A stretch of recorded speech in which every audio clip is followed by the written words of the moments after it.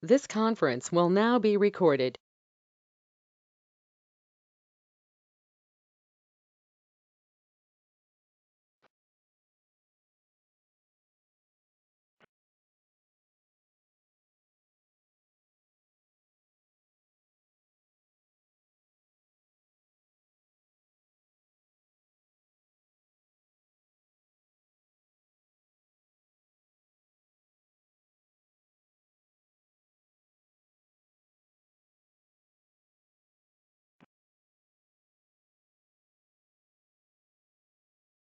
So, very good evening, all. Today, we will be starting a new chapter, that is gravitation. This is very nice chapter and popular. We will be enjoying learning various things in this chapter. So, today's class will be mainly on the introduction part and little bit of starting, that is Kepler's planetary motion. So, we'll start our class today.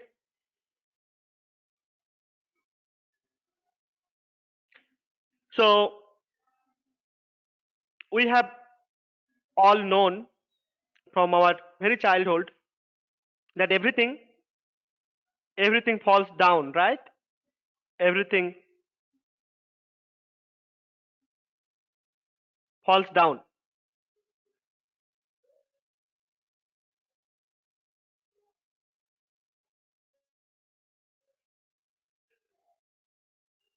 So that experience we have more or less. See, if you throw a ball, it goes up. Okay, it goes up vertically and then comes down also. Okay, so that is the thing we have seen. We have experienced this thing also. If like any fruits and falling an apple is a special case for particularly gravitation, because this is the fact which induced or made a curiosity in the mind of Sir Isaac Newton, that why apple comes down, why not going up. So that was his question. To answer the question, he had discovered gravitation, universal law of gravitation. Okay, then we have this experience also. When we go staircase, like upwards, upstairs, then we feel ourselves restless or tired.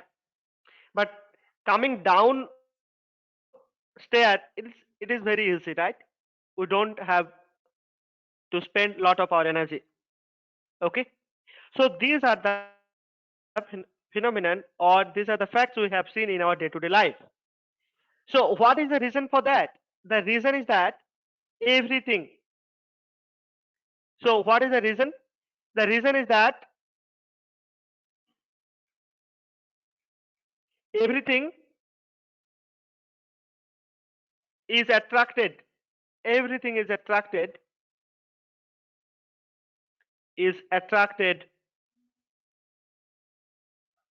towards the earth. Everything is attracted towards the earth. So this is the reason we feel tired when we go up, because we have some mass, and mass is getting attracted towards the earth only, vertically downward. See, apple is going downward on the earth. So this is because the apple is attracted by the earth. Okay, by the earth. This ball is also going down.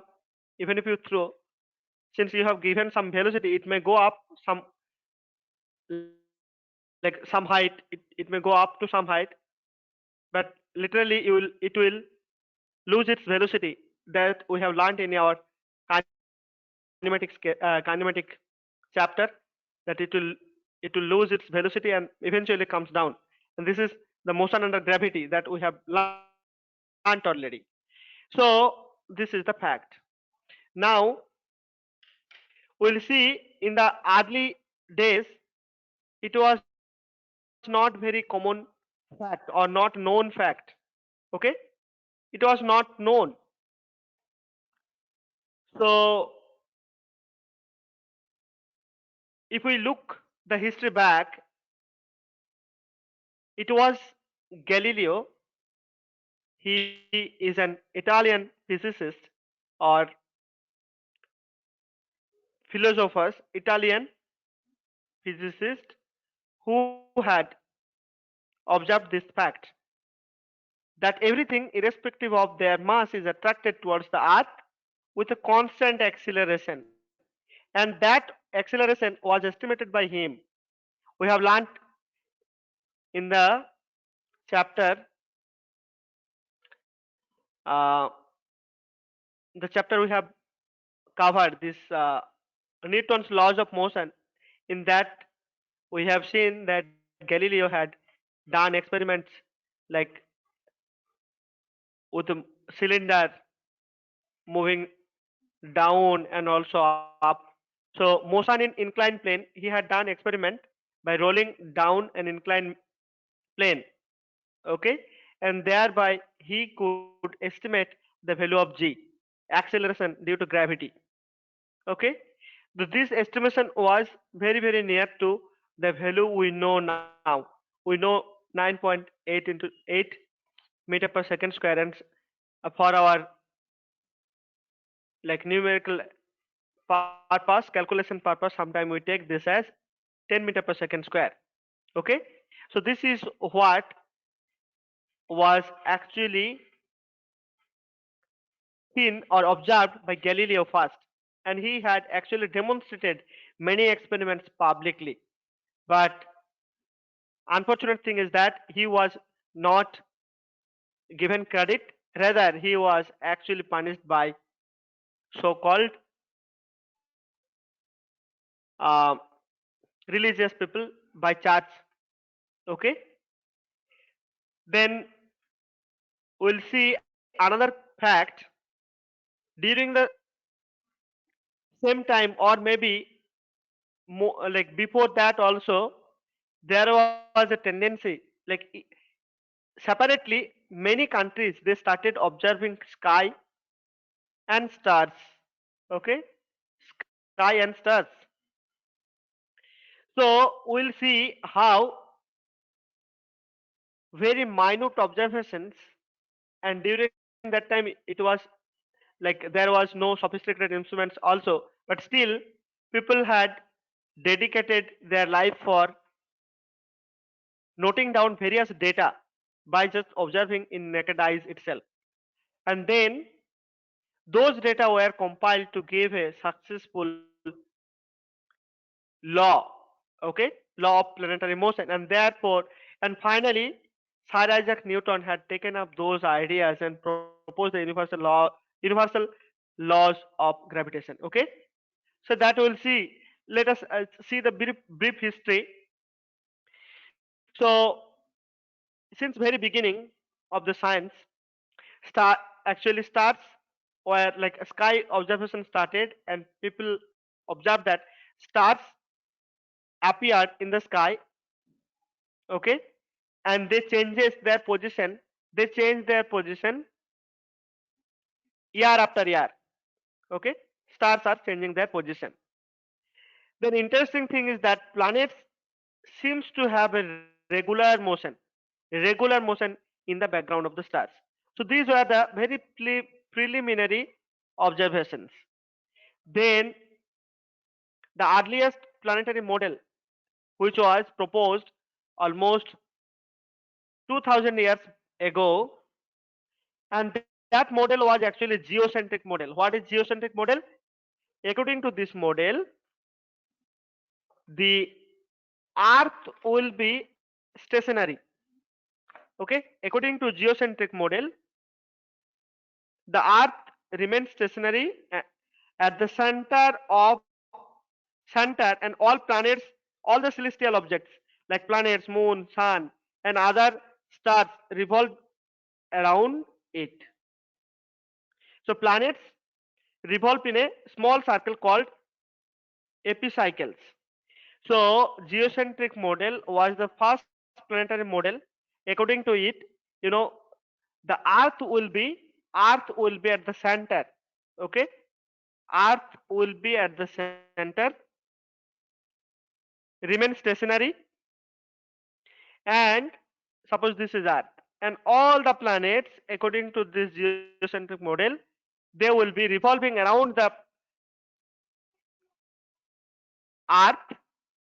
So, like Moon, Sun, all other stars, planets, they will move around the Earth. Okay, this is called geocentric model. This was proposed almost 2000 years ago by Ptolemy. Okay, Ptolemy. You can see that the name. I don't know how to properly pronounce it. So this was given by proposed by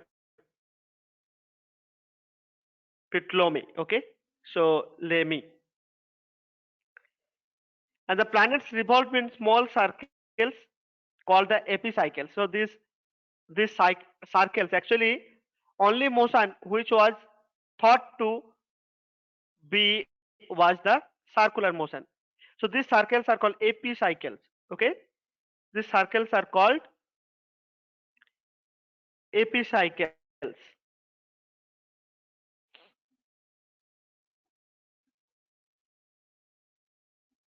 Epicycles, and the centers of these epicycles moved in a larger circle, different and called different around the Earth. Okay, so all right, so this is not very important for us to like know in great detail, but still you know that this was the first planetary model, that is geocentric model. Then later 5th century AD, Aryabhatta had actually contributed to this field, and he proposed the planetary model to be heliocentric. So what is heliocentric model? Actually, heliocentric model, according to, actually Aryabhatta was one of the great mathematician and astronomer in the ancient India. Okay, in ancient India, Aryabhatta. So, but heliocentric model during the same time, like later on, Copernicus, he had also proposed this heliocentric model. According to heliocentric model, the sun is at the center. So what is heliocentric model? Heliocentric model is sun is stationary. Okay, is stationary,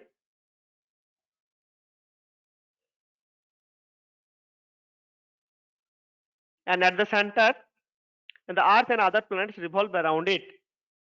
This theory is called heliocentric theory or model. Okay, so there are two models. One is heliocentric, another one is geocentric. So geocentric was old-fashioned model, and this was not true. Later on, Copernicus has also proposed this heliocentric model that sun planets revolve around the sun, and sun remains stationary. Okay. Now we'll see after that what happens during the time of Galileo. Denmark, like physicist or a scientist from Denmark. Actually, he was not so-called scientist. He was actually a person who was very much interested to observe the sky. So Tycho Brahe from Denmark. He spent his lifetime to observe the sky in naked eyes and noted down data, noted down various facts. Okay, these are called data. Noted down various informations. So these are called data. Later on, his assistant Johannes Kepler, he gave the successful model of planetary motion, and how he had been able to do that. Actually, he was the assistant of Tycho Brahe, and he compiled all the data which were actually noted by Brahe for his lifetime. He actually compiled all the data noted by Brahe, and by compiling the whole data, he could actually come up with three famous laws, three famous laws, three elegant laws, which are now known as Kepler's law. Those we will be discussing today. So those are called Kepler's law. Okay, and see, Kepler came before Sir Isaac Newton. So all the facts, whatever planetary model, whatever like contribution was given by Galileo, everything was known to him, and by like just by conscious observation and his brilliant brain could compile all the facts whatever was known so far up to Kepler's law. He could compile everything, and he was a great mathematician also. And Sir Isaac Newton had contributed in many fields of science, not only physics or mathematics. He had contributed many fields of science, and he could actually proposed. He is known for, he is much known for universal laws of gravitation. Okay, so this is the brief history of this chapter.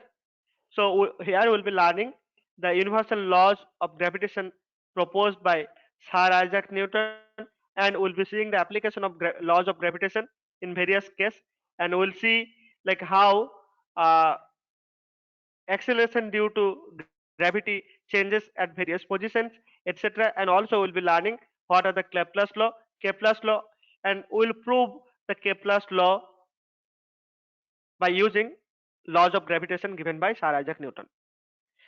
So today what we'll do, we'll learn the Kepler's law, and we'll try to learn the universal law of gravitation, and next day we'll try to prove the Kepler's law.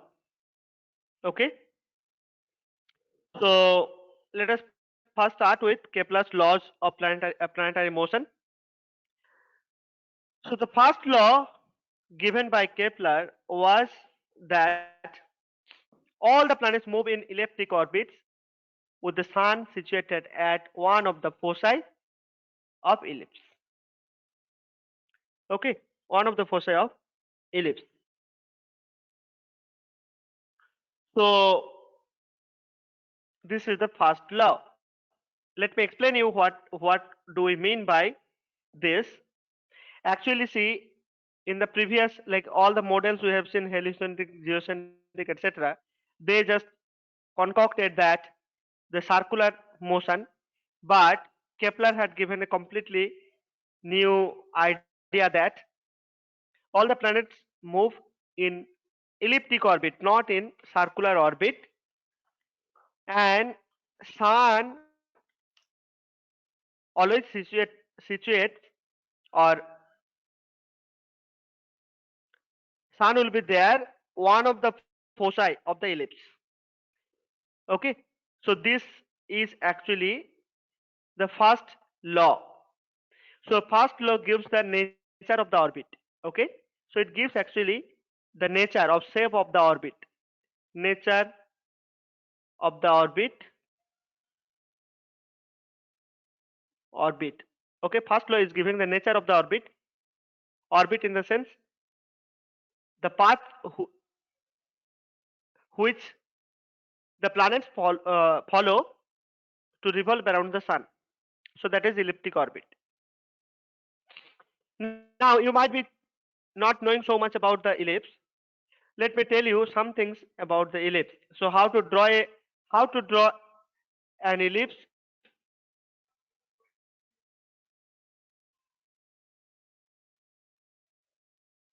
You can learn from this particular demonstration. You just look. You just take a string. Okay, you just take a string. As you see, this is the string. Okay, and then you do one thing. You just take 2 points, F1 and F2. These are 2 points, F1 and F2. You take a string and then you fix the ends of the string at this point with pins. Okay, with pins. Maybe you can use the drawing board on upon which you can just keep a small piece of like a piece of paper, art paper, or maybe any drawing paper, tracing paper. So you take a string and you fix 2 points, fix the ends of the string to these points. Now you can do one thing. You take a pencil. Okay, take a pencil or pen or whatever with which you want to draw. Then pull the string to any point T. Pull the string with the pencil. Like you have the string like this. You pull with your tip of pencil. Okay, tip of the pencil to some point as you see here. So you can see something like this. Okay, you pull the string with the tip of the pencil such that the string becomes taut throughout. Okay, so the string has to be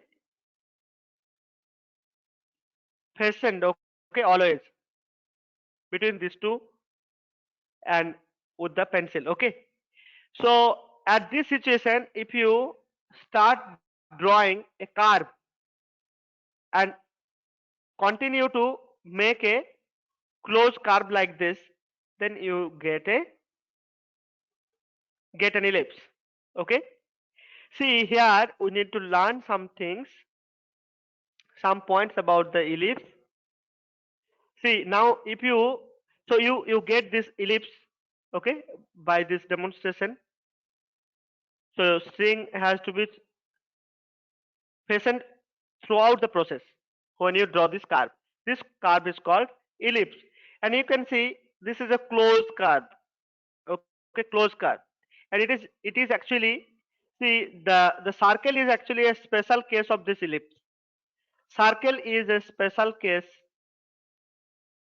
Okay, special case of ellipse. At certain special case, we can find, we can make a circle from the ellipse. Okay, so that's now let us see. At least we know about circle. We know there is a center of the circle, there is a radius of the circle. Now we'll see, if you join this F1 and F2 points with a line and then extend in both ways, then you see that line can cut the ellipse or touch the ellipse, passing across the ellipse at 2 points. One is P, another one is A, say. And see this F1 and F2, these are called actually foci. Okay, foci. Individually they are called focus of the ellipse. They are called focus of the ellipse. What are they called? Focus of the ellipse. Okay, focus of the ellipse, and together it is a plural, foci. Plural is foci. Okay, I'll clean this. So this F1 and F2 are foci. Now see, the midpoint, see, between PA line, see, we have got PA line, so middle of midpoint of PA is O, which is called center of the ellipse. So O is the center of the ellipse. Center of the ellipse. Okay. And see, now you get, if this is the midpoint, then obviously PO will be equal to OA. So these are called semi-major axis. Semi-major axis. Okay, semi-major axis. And this part will be, if I give name CD, so this OC and OD will be called semi-minor axis. Semi-minor axis, okay? Semi-minor axis. Most of the time, if you know the foci, length of the foci or distance of the foci, one of the focus, actually this distance are also same from here to here to here. You can see that. Okay, so this foci are also same actually. Okay, so this distance sometime given as S or some S. Okay, so this is called foci. Both are foci. Okay, these are also OF1 and OF2. These are equal. Suppose S, so both are S. Okay, now look this figure and let us see. See, this is actually given PA, and this semi major axis is denoted by A, 2A, sorry, 2A, semi major, this the whole length, and these are actually OA, PO and OA will be half of that, so A, as you can see from here. Okay, and semi minor axis is 2B, so this will be B, another will B will be this way. O, D and O, C, they are B and B. So we have got, this is semi major axis, this is semi minor axis. Okay, the length is denoted by B, this length is denoted by A. Okay, this is the center of the ellipse, these are foci. Now look the law once again. All the planets move in elliptic orbits with the sun situated one of the foci of the ellipse. So look here in this figure A. Suppose this is figure A, this is figure B. So the figure A here, what you see is that A, B, C, and this is P. Uh, so these are the foci, both foci. See, F1 is given as S, and F2 is written as S prime.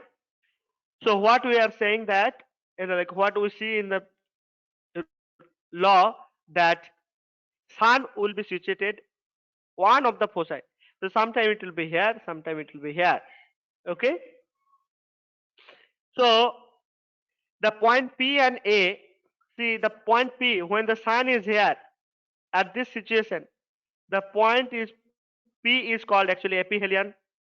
So see, if the sun is here and the earth is at this position, or any planet is at this position, so this position is the nearest position of the planet, or it is at the nearest distance from the sun, isn't it? This is nearest distance. So this is called actually aphelion position. Aphelion position. Aphelion position. Okay. Okay. And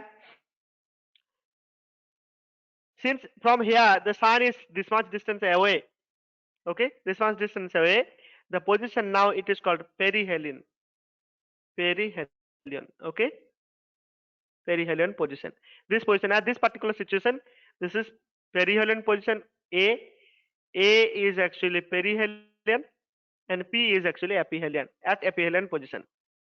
Okay, the point P and A on the orbit are called aphelion, sorry, perihelion and aphelion. I'm sorry, perihelion is this one, aphelion means far, This is perihelion.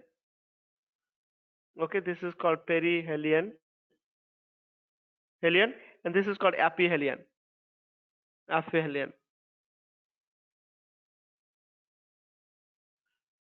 Okay, so perihelion means closest distance from the sun to the planet, and aphelion is actually the farthest distance from the sun. Okay, so this is all about this first law. Kepler's first law gives the nature of the orbit. Nature of the orbit.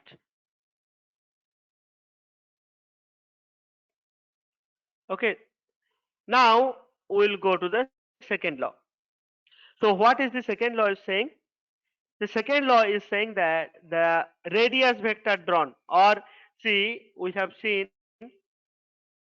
that this line, if we just draw this line, suppose at any position, any point of time, planet is here at B. If you draw this line from, draw a line connecting the sun to the planet, this is called radius vector. What is this called? Radius vector. Radius vector.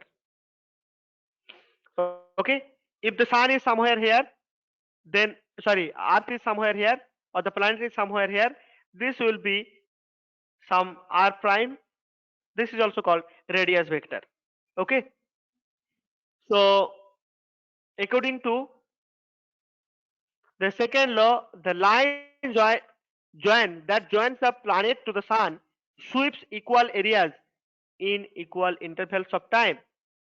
This law comes from the observation that planets appear moving slower when they are farther than farther from the sun than when they are nearer. Okay, I'll just explain this. So let me state the law once again. The radius vector drawn from the sun to the planet sweeps equal areas in equal time intervals. That is the aerial velocity. Aerial velocity, that means the area covered per unit area of area covered by the radius vector in unit time or per unit time of a planet around the sun is constant. We'll do one thing. We'll just give a name to this. Suppose here in this case you look, the planet is moving in this direction. Okay, so p to p prime and then goes all the way. So look here, this, see, this law can be stated as aerial velocity. Aerial velocity. Aerial velocity. Aerial velocity of a planet, of a planet around the sun, around the sun is constant. We'll explain this. So suppose the planet goes from p to p prime, and here some c to d. Okay, c to d. So in this case you look, according to this law, you know, the planet takes the same time to go from this p to p prime. So according to this law, planet planet goes, or takes same time, same time to go from p to p prime, and let us let us suppose write this as q to q prime, and from q to q prime. I'll repeat it. Suppose the planet takes same time to go from a position P to P prime, and when it goes from Q to Q prime. And Kepler's second law is saying that the area, if I write the area of this, suppose this has certain area, I'll write QS Q prime. This is a triangle, and another triangle is this one, that is suppose PS P prime. These are two triangles, okay? So according to Kepler's second law, the areas under these two triangle must be equal. Okay, so clearly planet covers a larger distance in C in going from Q to Q prime. See here, this to this P to P prime. Actually, if you think this P to P prime is a straight line, then this is a lesser distance than Q to Q prime. Okay, so obviously in this case it goes larger distance than this case, but it takes the same time. If it takes the same time, then actually we can say that, okay, one more fact is that, see, as I said, this law comes from the observation that the planets appear moving slower when they are farther from the sun compared to when they are nearer. So this, in this case, look, the sun is here, so sun is near. I'll just erase everything. So suppose this is Q to Q prime, this is P to P prime, as you see from here. So this length is actually, this distance is actually greater than P to P prime. Okay, so we are saying that, we are just supposing that the planet covers P P prime distance in in the same time as it does for the distance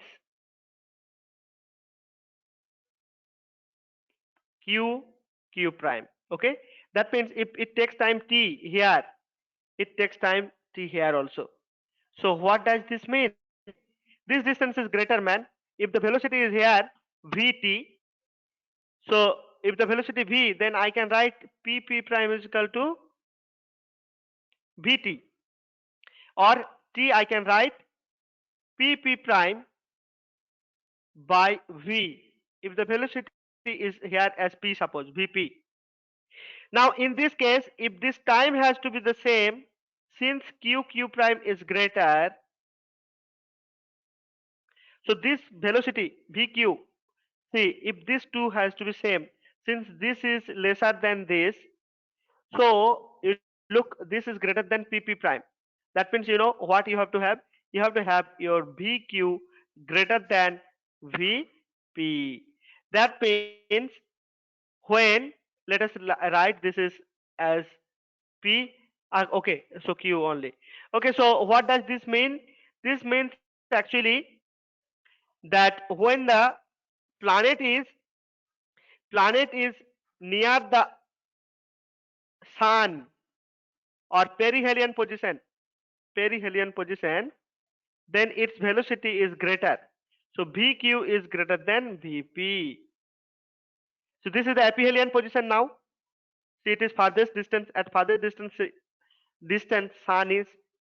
So at this position, see, the velocity of V is lesser than, like, Vp. If I say this is Vp, it will be lesser than Vq, which is coming from this way. Okay. So this fact is actually giving you the clue that the aerial velocity, which is which will be constant around the sun, or in other words, the line that joins the planet to the sun sweeps equal area in equal interval of time. Okay, so this is actually about the second law, and this law is also called as law of area. Law of area. So what is law of area is saying that the aerial velocity of any planet around the sun will be constant. Okay, so this is what we have learned. Now we'll learn the third law, that is, the statement of the third law is saying that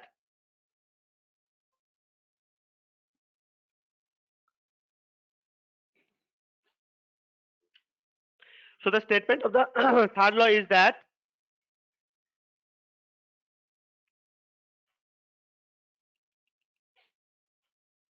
the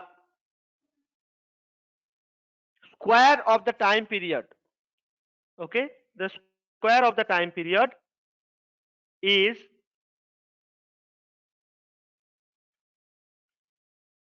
proportional to the cube or proportional to the cube of the semi-major axis of its elliptic orbit. Okay, I'll just tell you what it is.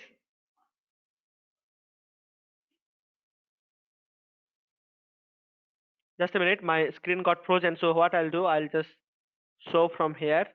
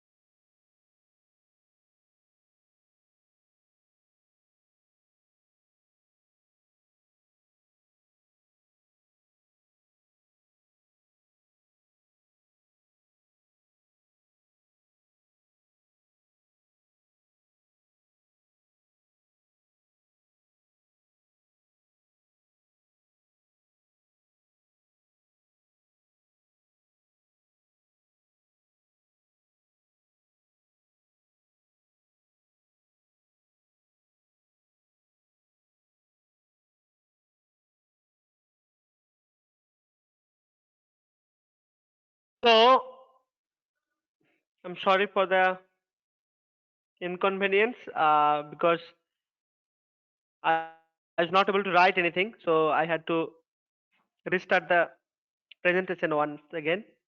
Okay, so let me write the statement, then I'll discuss it. So according to third law, Kepler's third law, it is also called as law of periods. The square of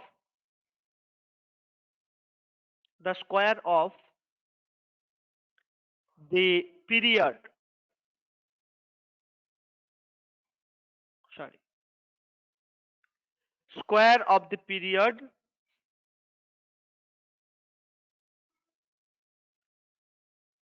of revolution,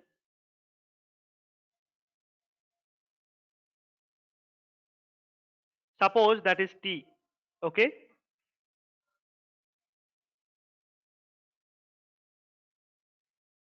of a planet, square of the period of revolution of a planet around the sun, around the sun is proportional to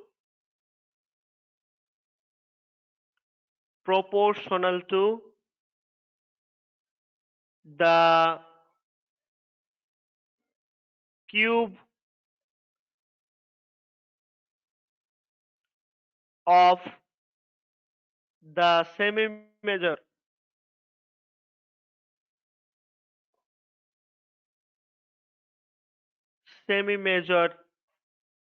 axis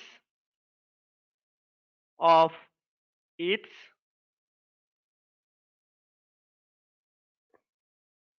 elliptical path. Okay, elliptical orbit or path. I'll repeat this statement. So look, we have seen that in the past two laws we have seen the sun is actually sorry planets, all the planets will be revolving around the sun, in an elliptical orbit. So in that case, actually we we have a relationship between the time period of revolution. What is the time period of revolution? Actually the time to take to so the time taken by planets to cover the whole path, or suppose it starts from A, go all the way around the sun and come back to the point A itself. So completing a full revolution, it takes suppose capital T time. Capital T, that is called period of revolution. So according to Kepler's second law, this is square. This square is directly proportional to the cube of the semi-major axis, let us say A. So semi-major axis is actually having a length of A cube. So this is the third law. Okay, square of the period. See, the square of the period of revolution of a planet around the sun is proportional to the cube of semi-major axis of its elliptical orbit. So we have seen what is semi-major axis. Look here. So this is semi-major axis. Okay, this is semi-major axis. What is the length of semi-major axis? Is this one. Okay, A. We take A. Okay, so this is the thing. So T square is proportional to A cube. Now if you want to write in terms of equation, then you can write T square is equal to uh, K A cube. Okay, K A cube. K is the proportionality constant. Okay, proportionality constant. Okay, so this is the formula in terms of equation. Okay, if you write in terms of equation, then T square is K A square. Now see, sometime this formula is very important. Sometime you will be given uh, two planets, suppose two planets, and suppose the periods will be given for the periods of revolution was given. Suppose for planet 1 is T1 and planet 2 is T2. Then suppose the semi major axis for the elliptic orbit followed by the planet 1 is given by A1, then you might be asked to find out what is A2 for the planet 2. So for that case, you know what you have to do. So you can just take the ratio T1 by, see, T1 square by T2 square is equal to A1 cube divided by A2 cube. Okay, now if you just take T1 by T2, or yeah, so you want to find out what is A2, suppose A2 cube is equal to T1 square by T2 square. I'm sorry, it will be other way. So I want to find out A2, what is the semi major axis, length of the semi major axis of the second elliptical orbit. So you have to do the reverse. So A1 cube into T2 square by T1 square. Now if you know what is A1, and if you know the time periods for both, then you will be able to find out what is the same major axis for the second elliptical orbit. Okay, which is followed by the second planet. Okay, so sometime you will be seeing the formula like A1 or the semi-major axis is some k to the power. This is actually 2 by 3. Okay, 2 by 3. Okay, so this you have to remember. So this says that thus what this formula or this law can tell you, like what is the advantages of this to know.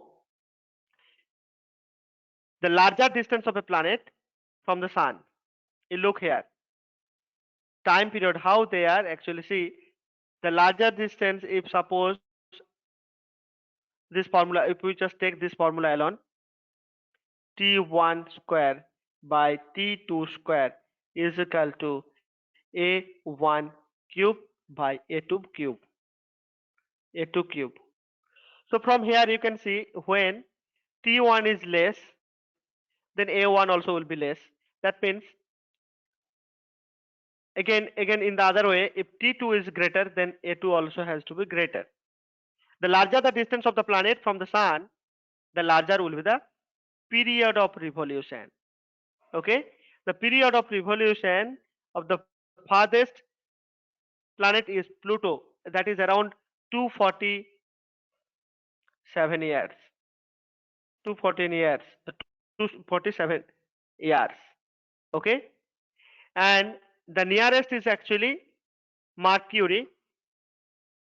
So I'll just write one thing in this regard. See what we have learned from this particular law. If you, let me erase here itself.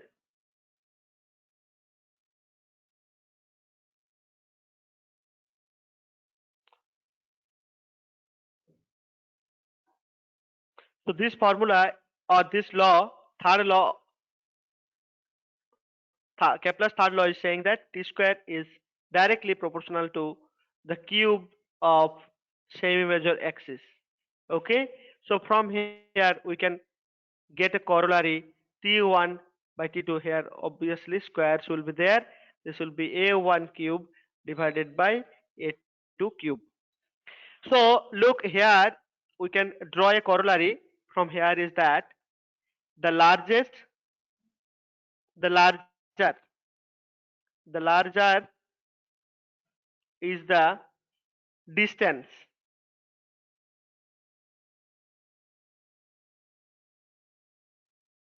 from the sun, distance of the planet from the sun. Okay, so this distance from the sun, the larger will be the period of revolution.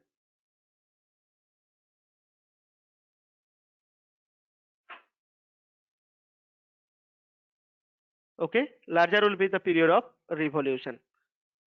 All right, so there is an example, like, see, if I take an elliptical orbit like this, my ellipse is not so great, but still just for demonstration, if suppose this is the position of sun.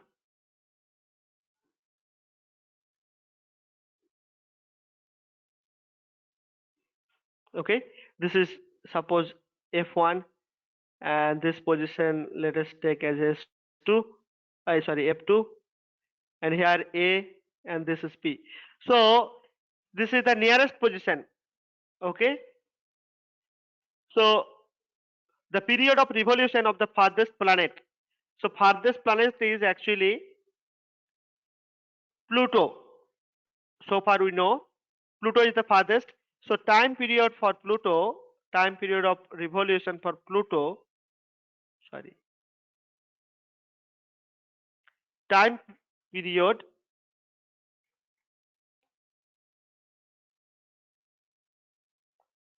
for Pluto is actually, for full revolution it takes actually 247 years, because it is the farthest planet of the solar system. solar system. Farthest of solar system. So farthest planet of solar system, I mean to say. Okay. Now you have Mars. Okay. So Mars is actually, oh sorry, Mercury. Mercury, which is the nearest one. Okay. Nearest one. Nearest planet. And it has time period of some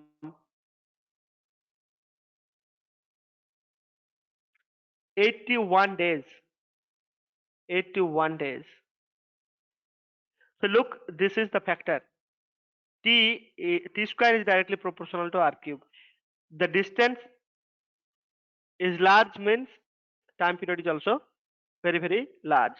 If the distance from the sun to the planet is less, then this is distance. So suppose this is Mercury, and this here may be Pluto. Okay, Pluto. So with this I'll stop here for today, and next day we'll take up the universal laws of gravitation given by Sir Isaac Newton, and the corollaries and related concepts of that. And then with those laws or those concepts, we'll try to prove the laws given by Kepler's, so which we have discussed today. So these are the statements, and we had just learned the laws, but the proof I have not done today because we have to learn the laws of gravitation before that, and then we'll learn how to prove these laws. Prove means how t square is going to be proportional to r cube, then how a real velocity is constant, that comes from the conservation of angular momentum. So from there that comes, but those things we'll be discussing first, then we'll come to the like the proof part. Okay. So thank you for your patience. I'll stop it here for today. We'll meet again on next Tuesday. That day we'll take up universal law of gravitation.